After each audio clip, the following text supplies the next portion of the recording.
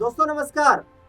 Iran America state of Hormuz संघर्ष के बीच भारत के प्रधानमंत्री नरेंद्र मोदी ने जिस तरीके से देश से ये आह्वान किया था कि भारत अपनी जरूरतों का बड़ी मात्रा में आयात जो है वो खाड़ी देशों से कर रहा है और ऐसे में देश के नागरिक जो हैं वो बहुत जरूरी होने पर ही आयातित वस्तुओं का इस्तेमाल करें।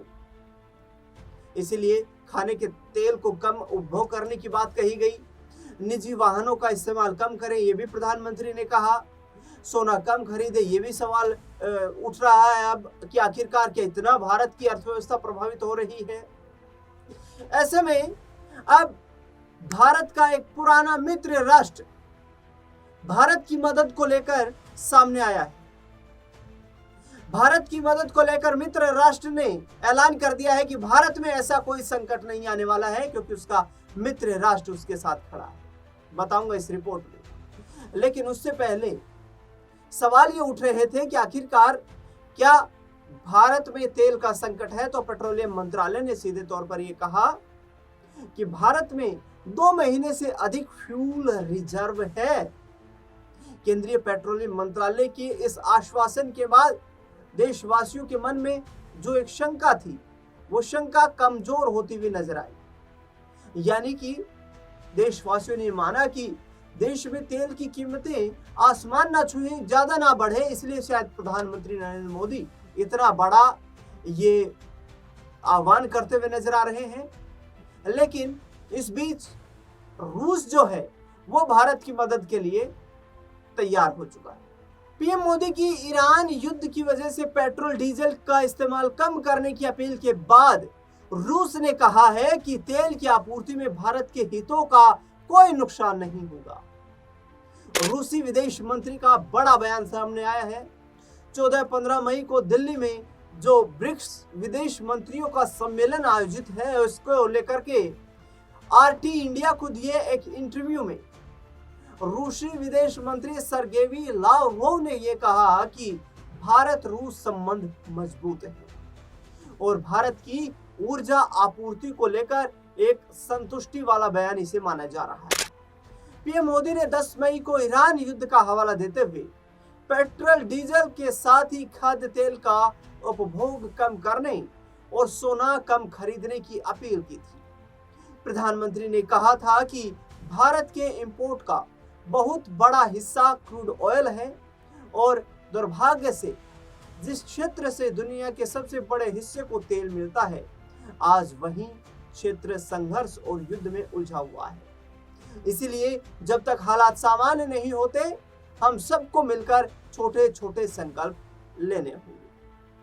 अब भारत अपनी कुल जरूरतों का लगभग 90% तेल जो है वो विदेशों से आयात करता है। यूक्रेन युद्ध के बाद भारत ने रूस से भारी मात्रा में रियायती दरों पर तेल खरीदना शुरू किया था, जिससे भारत के कुल आयात में रूस की हिस्सेदारी बढ़ती चली गई। जुलाई 2024 तक भारत के कच्चे तेल आयात में रूस की हिस्सेदारी बढ़कर 44.6% तक पहुंच गई थी। हालांकि अमेरिकी दबाव और टैरिफ नीतियों के कारण जनवरी 2026 तक ये जो आयात की हिस्सेदारी थी ये घटकर 20.6% रह गई।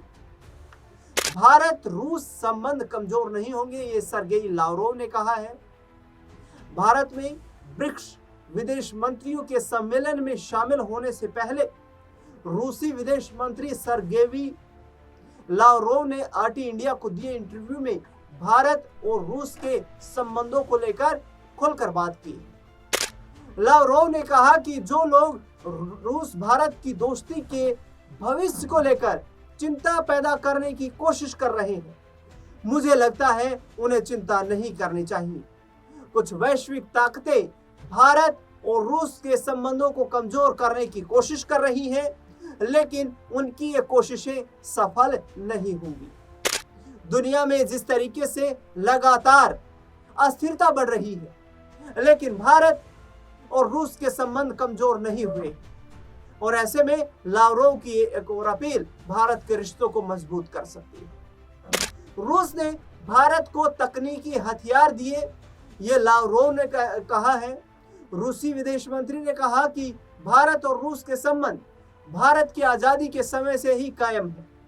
उन्होंने कहा, भारत की आजादी के बाद लंबे समय तक कोई भी पश्चिमी देश भारत की सैन्य क्षमता विकसित करने में मदद करने को तैयार नहीं था। रूस ने भारत को न सिर्फ हथियार उपलब्ध कराए, बल्कि कई तरह के हथियारों के उत्पादन के लिए तकनीकी भी साझा की। हमने ब्रह्मोस मिसाइल से शुरुआत की, फिर कलानिश्कोव मशीन गनों तक पहुंचने, और अब T-90 टैंक भी भारत में बनाए जा रहे हैं।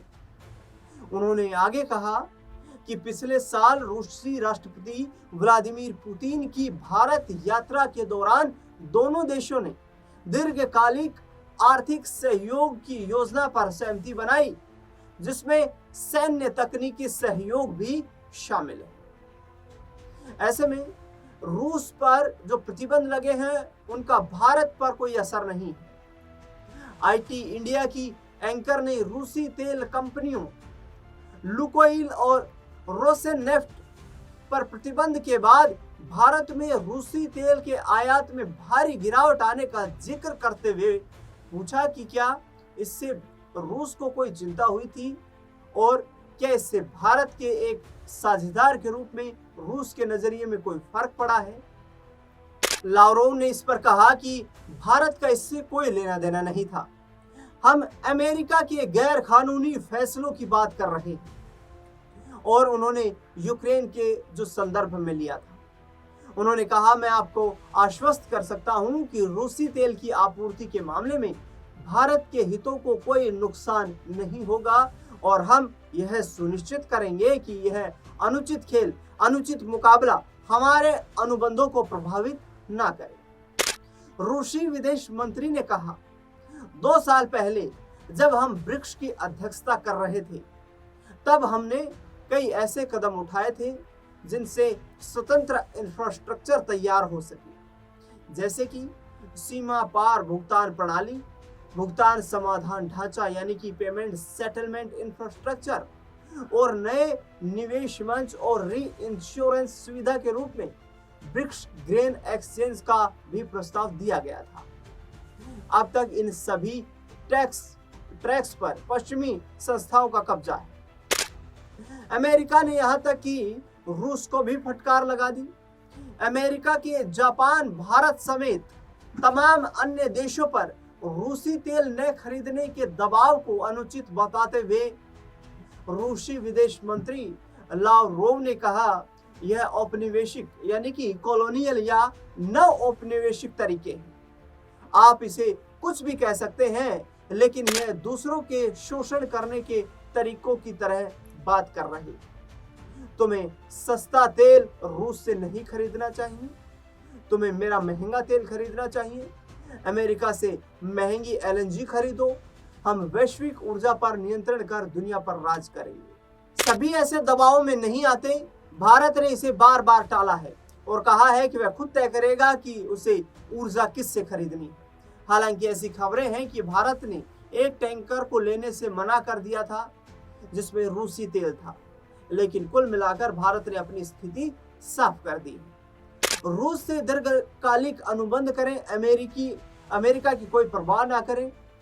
पूर्व वाणिज्य अधिकारी और ग्लोबल ट्रेड रिसर्च इनिशिएटिव के प्रमुख अजय श्रीवास्तव कहते हैं, भारत अपने इस्तेमाल का 90% तेल का आयात करता है। इसमें से खाड़ी देशों से आने वाला लगभग 50% तेल हॉर्मुज स्ट्रेट की वजह से रुका हुआ है, और 30% तेल जो पिछले साल हमने रूस से खरीदा था वो अमेरिकी दबाव की वजह से रुक गया है। यह एक आपातकाल जैसी स्थिति है। इसीलिए अमेरिका की जायज नाजायज धमकियों को दरकिनार करके हमें रूस से तेल, लिक्विड नेचुरल गैस यानी कि LNG, फर्टिलाइजर्स की आपूर्ति का 30 से लेकर 50 साल तक का एक दीर्घकालिक अनुबंध करना चाहिए, और इस बारे में कोई दो राय भी नहीं होनी चाहिए। वे कहते हैं, मैंने गहराई से अध्ययन किया कि कौन से स्रोत हैं जिनसे हम तेल ले सकते हैं। जिन भी देशों से हम तेल खरीदते हैं वह इतने बड़े नहीं हैं कि वह रूस के बराबर तेल दे सके। पश्चिम एशिया और रूस हमारे लिए लाइफलाइन और दोनों अभी रुके हुए हैं। इसलिए हमें तुरंत रूस से अनुबंध करना चाहिए और अमेरिका के गुस्से की जरा भी परवाह नहीं करनी चाहिए। लेकिन इस मामले में वरिष्ठ पत्रकार और कूटनीतिक विश्लेषक स्मिता शर्मा की राय कुछ अलग कहती है। वह कहती हैं, मुझे नहीं लगता कि भारत ऐसा करेगा।